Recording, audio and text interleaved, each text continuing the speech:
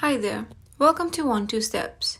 In today's video, I'm gonna guide you through how to log into your PNC Bank account. So to do that, first we need to open up any web browser. In today's video, I'm gonna use Google. After opening up Google, on the URL bar, type in PNC Bank. After typing in PNC Bank, there would be an option called Online Mobile Banking. Click on that. It will lead you to the official webpage of PNC Bank.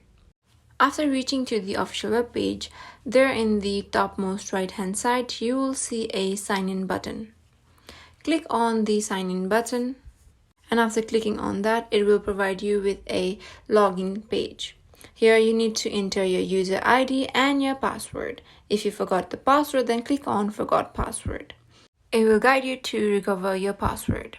After typing in your username and after entering the password, click on Login.